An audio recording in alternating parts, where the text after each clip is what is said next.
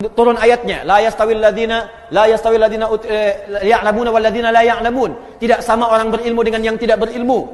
Orang berilmu pernah derajat di sisi Allah. Bertauhid harus pakai ilmu. Quran surah 47 ayat ke-19. Fa'lam, mesti punya ilmu, annahu la ilaha illallah, untuk menetapkan tiada Tuhan selain Allah. Ilmu. Hikmahnya ada. Dalil ada. Hadis ada. Hikmah ada. Puncak terakhirnya akhlak. Jadi kalau ibu belajar ilmu, datang ke pengajian, belajar. Apa yang dipelajari? Al-Quran. Apa yang dipelajari? Sunnah. Tapi ketika Anda keluar dari tempat pengajian itu, Anda belajar Quran dan Sunnah. Tapi ketika keluar tidak membawa akhlak, berarti ada yang salah dengan pelajarannya.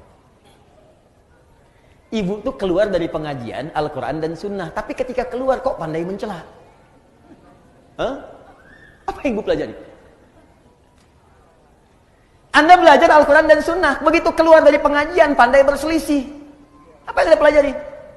Semua sahabat yang belajar dengan Nabi, ketika akan praktek yang dibawa akhlak dulu. Silakan perhatikan baik-baik. Nabi sedang ke masjid, orang-orang mau sholat, tiba-tiba datang seorang Arab Baduy. Dia tidak tahu di mana toiletnya. Zaman Nabi nggak seperti masjid TSM seperti ini. Masjidnya bagus, ada karpetnya. Ini tanah.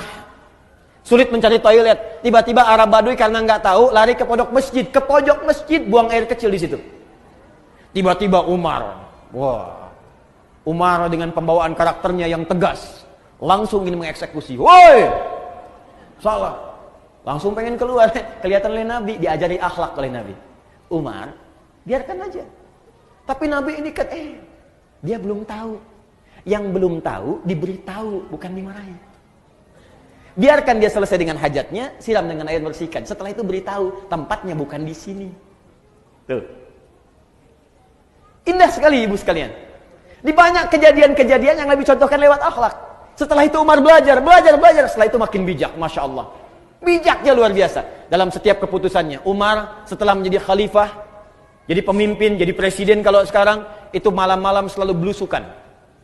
Di Umar, inisiator belusukan di muka bumi. Belajar dari Nabi. Dan tidak pernah bawa kamera. Orang sekarang beda-beda ya, tapi Umar lain. Jalan. Begitu malam-malam jalan lihat rakyatnya, ada seorang ibu.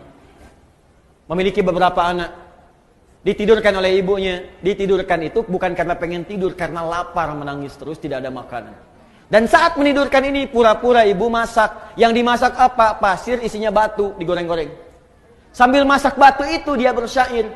Duhai khalifah, senang-senang tinggal di istana, rakyatmu melarat makan seadanya. Duhai khalifah, engkau makan enak, kami menggoreng-goreng batu tanpa ada makanan. Anakku kelaparan, tidak ada yang makan yang bisa diberikan. Umar lewat.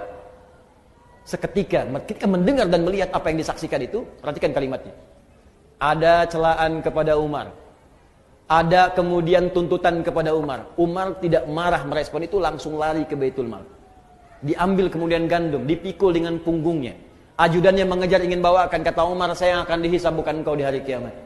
Dibawakan oleh Umar, datang ke tempat ibu itu, kemudian disingkirkan semua batu dan pasir tadi, dimasakkan oleh Umar langsung dengan tangannya, dan tidak pernah mengatakan saya khalifahnya, tidak. Jadi begitu dimasakin, si ibunya pun nggak tahu, dan Umar nggak perkenalkan dia Umar.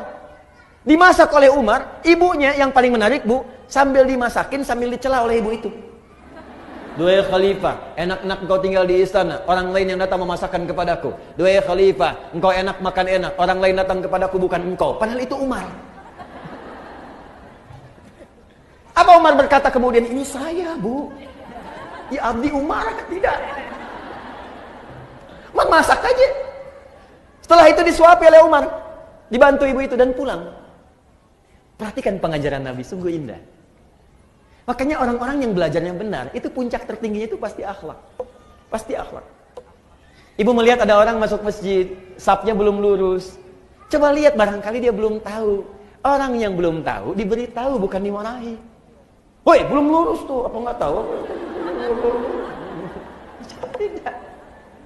Bapak, itu belum lurus. Bu, yuk kita luruskan yuk supaya rapat. Biarin aja. Usil aja. Saya di sini sudah 10 tahun.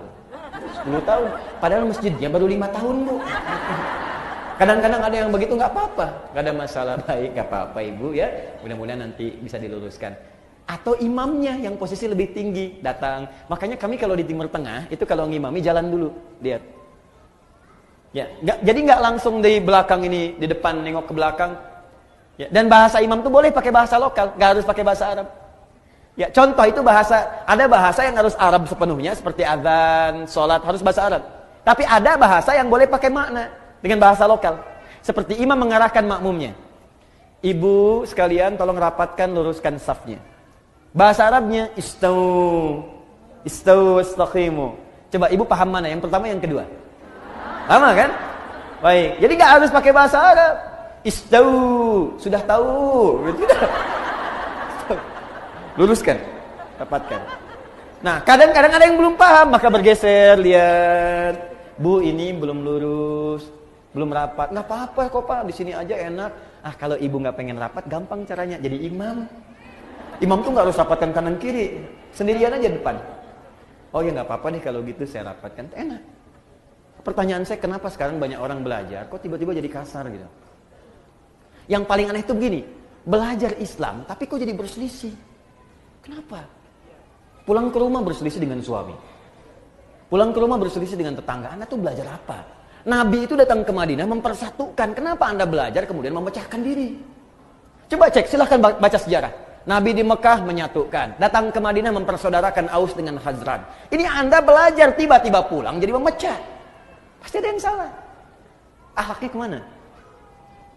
Apa penyebab seseorang ketika belajar ilmu tidak melahirkan akhlak? Apa penyebabnya?